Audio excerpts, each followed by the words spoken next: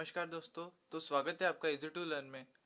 तो हमने अभी तक देखा है सर्किट के बारे में और समझा है कि उस सर्किट को या फिर नेटवर्क को हम कैसे सॉल्व कर सकते हैं, और वो नेटवर्क को सॉल्व करने के लिए कौन कौन से लॉ और प्रिंसिपल जो है वो भी हमने देखे हैं और समझे हैं। और उस लॉ के साथ, उस प्रिंसिपल के साथ हमने उसके एग्जाम्पल को भी उसके साथ डिस्कस किया है। चलिए, तो अब हम सॉल्व करेंगे कुछ प्रॉब्लम जो अभी तक हमने पढ़ा है उसके बेस पर। चलिए, तो फिर शुरू करते हैं किरचॉफ्स वोल्टेज लॉ के ऊपर के प्रॉब्लम से। ठीक है, तो ये रहा हमारा प्रॉब्लम जिसे हम इस लेक्चर में सॉल्व करने वाले हैं। चलिए, तो पढ़ते हैं और समझते हैं कि इस प्रॉब्लम में हमको क्या फाइंड आउट करना है। ठीक है, find the current flowing through 2 ohm resistor for network shown in figure. मतलब कि इस नेटवर्क के लिए हमको क्या करना है, इस 2 ओम रेजिस्टर में से जो करंट फ्लो हो रहा है, यानी कि हमको इस करंट फ्लो होने के लिए क्या करना पड़ेगा, पहले तो हमको मेश आइडेंटिफाई करने पड़ेंगे इस सर्किट के लिए, इस लूप के लिए, कि इस लूप के लिए कौन सी मेश जो है, मतलब कि उस मेश में से कौन सा करंट फ्लो हो रहा है, वो करंट हमको इस रजिस्टर के लिए फाइंड आउट करना पड़ेगा। ठीक है, चलिए, तो फिर इस मेश के लिए हम करंट आइडेंटिफाई करते हैं कि इसमें कौन सी मेश अवेलेबल है। ठीक है, तो देखो, इसमें पहली मेश होगी ये वाली I1, इसे हम I1 नाम देंगे। ठीक है, और ये जो वाली मेश है इसे हम I2 नाम देंगे। ठीक है, और ये जो तीसरी मेश है इसे हम I3 नाम देंगे। ठीक है, मतलब कि हमको हमको कौन सा करंट फाइंड आउट करना है, I3 करंट, क्योंकि ये जो करंट है ये करंट 2 ओम रजिस्टर में से फ्लो हो रहा है, इस वजह से हमको I3 करंट को फाइंड आउट करना है। कौन से करंट को, I3 करंट को। ठीक है, अब अच्छे से देखो इस नेटवर्क को, कि इस नेटवर्क में ये जो करंट है ये कौन सा करंट है, हम इस करंट को कह सकते हैं I2 माइनस I3। ठीक है, ये करंट कौन सा है, I2 minus I3 equals to 4 ampere इस सर्किट में, इस नेटवर्क में अवेलेबल है। ठीक है, तो इस एक क्या कर रहा है, इस प्रॉब्लम को एक बहुत इंपॉर्टेंट प्रॉब्लम कर रहा है। मतलब कि ये जो प्रॉब्लम है ये बहुत ही अलग प्रॉब्लम है, जिसको हमको अलग टाइप से सॉल्व करना पड़ेगा। ठीक है, तो चलिए, तो इस प्रॉब्लम को हम सॉल्व करेंगे। सबसे पहले तो हम अप्लाई करेंगे केवीएल इस मेश में, इस लूप में। ठीक है, अप्लाई केवीएल टू लूप 1। ठीक है, तो क्या होगा, क्या आएगा, लूप 1 में हमने केवीएल अप्लाई किया तो 100 equals to 12 I1 minus I3 plus 4 I1 minus I2। ठीक है, अब देखो 100 equals to 12 I1 minus 12 I3 plus 4 I1 minus 4 I2। ठीक है, अब देखो I1 मतलब कि 100 इक्वल्स टू 16 I1। ठीक है, 100 equals to 16 I1 minus 12 minus 4, मतलब कि माइनस 16 I2, नहीं ये I3 और ये I2, मतलब कि यहाँ पे माइनस 4 I2 और -12 I3। ठीक है, तो इसको हम कौन सा इक्वेशन देंगे, इसको हम इक्वेशन फर्स्ट देंगे। ठीक है, अब देखो इस मेश में और इस मेश में क्या है, करंट अवेलेबल है, इस वजह से हम इस मेश में हम केवीएल का यूज नहीं कर सकते। तो हम इस मेशेस को कैसे सॉल्व करेंगे, देखो अब क्या होगा, आउटर सर्किट मतलब कि आउटर लूप को हमको केवीएल से सॉल्व करना पड़ेगा। अब देखो इसका आउटर लूप क्या है, ये वाला, ये आउटर लूप है।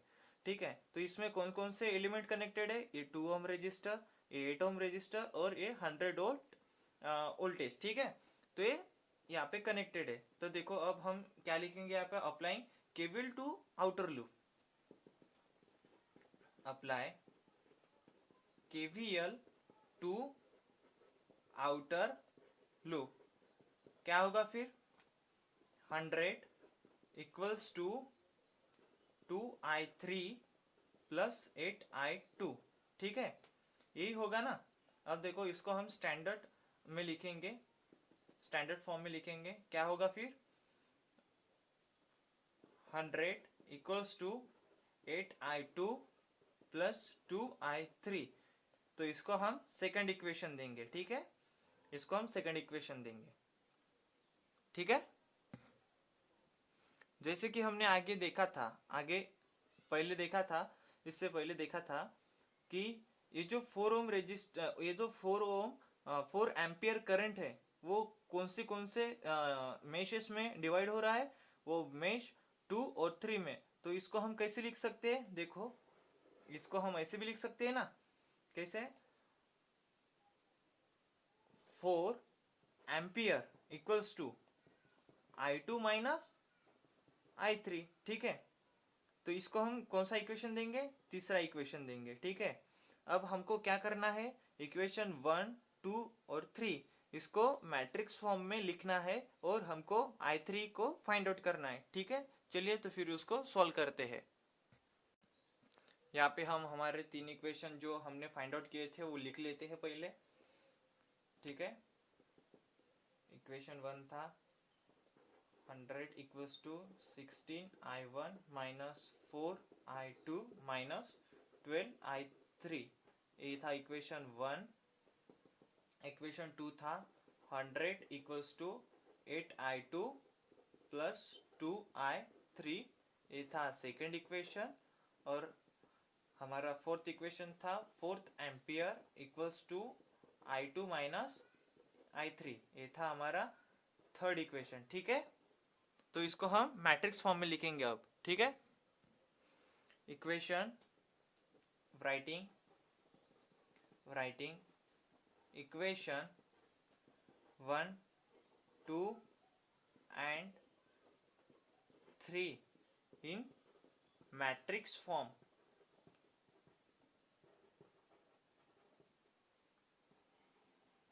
मैट्रिक्स फॉर्म में कैसा होगा,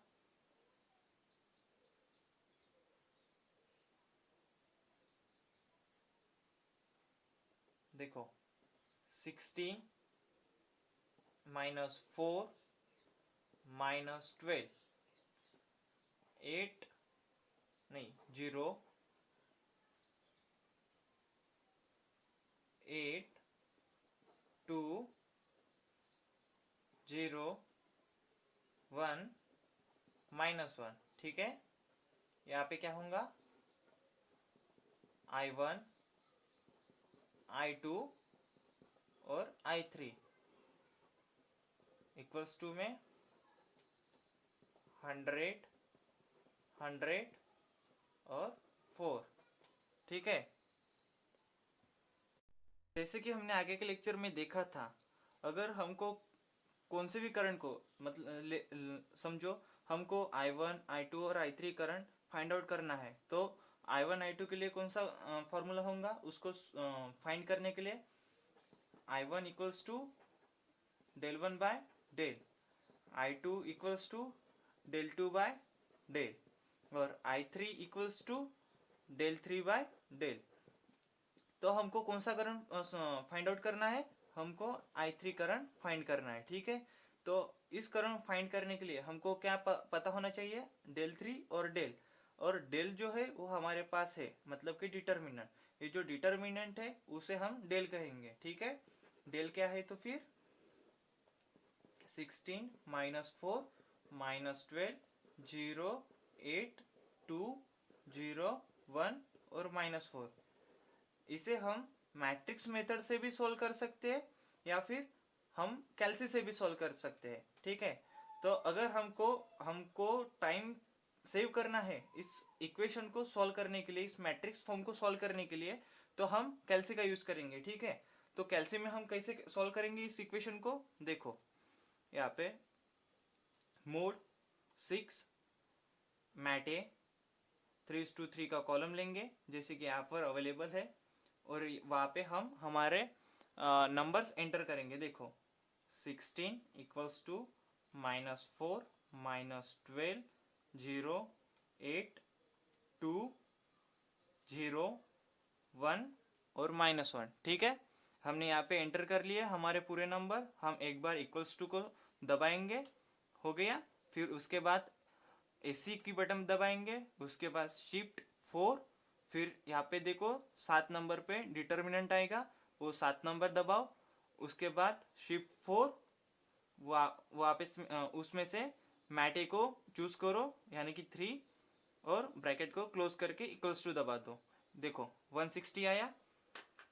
तो डेट क्या आया हमारा, डिटर्मिनेंट जो है वो क्या आया 160। ठीक है, 160 -160। ठीक है, तो ये हो गया डिटर्मिनेंट के बारे में। अब हम देखेंगे डेल 3 के बारे में।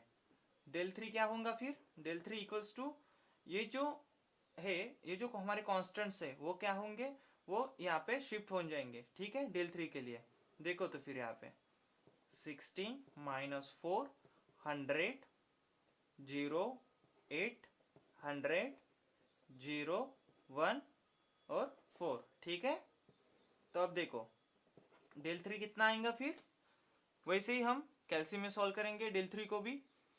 देखो मोड 6 मैटे 3:3, उसमें हम नंबर डालेंगे। ठीक है, 16 equals to -4 equals to 100 equals to 0 equals to 8 equals to 100 equals to 0 equals to 1 equals to 4 equals to. फिर एक बार हम इक्वल्स टू की दबाएंगे, फिर ऑल क्लियर कर देंगे। उसके बाद शिफ्ट 4, उसमें से डिटर्मिनेंट चूज करेंगे, फिर शिफ्ट 4, उसके बाद हम मैटे को चूज करेंगे और ब्रैकेट को क्लोज करके इक्वल्स टू दबा देंगे। फिर हमको क्या मिलेगा, डेल 3 मिलेगा जो हमारा आने वाला है। ठीक है, -1088। ठीक है, तो ये आया हमारा डेल 3। जैसे कि हमने यहाँ पे देखा है I3 के बारे में कि I3 हमको कैसे फाइंड आउट करना है, कैसे डेल 3 बाय डेल। अब हमारे पास डेल 3 भी है और डेल भी है। ठीक है, ये हमारा डेल है जो हमने इसमें से फाइंड आउट किया है। देखो तो फिर I3 कितना आएगा, I3 equals to del 3 by del, यानी कि 1088 -160। अब देखो ये माइनस माइनस जो साइन है वो कट जाएगा। ठीक है, तो हमारा जो करंट है वो कितना आएगा, देखो 1088 डिवाइडेड बाय 160 कितना आएगा, 6.8 एम्पियर। कितना, 6.8 एम्पियर। ठीक है, मतलब कि हमको क्या करना था, एक हमारे नेटवर्क प्रॉब्लम में से क्या करना था, जो 2 ओम रेजिस्टर था हमारा, 2 ओम रेजिस्टर, उसमें से कौन सा करंट फ्लो हो रहा था, I3 करंट। तो वो I3 करंट कितना आएगा फिर 6.8, मतलब कि 6.8 एम्पियर करंट जो है हमारे नेटवर्क में से 2 ओम रेजिस्टर में फ्लो हो रहा था। ठीक है, तो यही हमको इस हमारे प्रॉब्लम में फाइंड करना था। ठीक है, तो मिलते हैं दोस्तों नेक्स्ट लेक्चर में। धन्यवाद।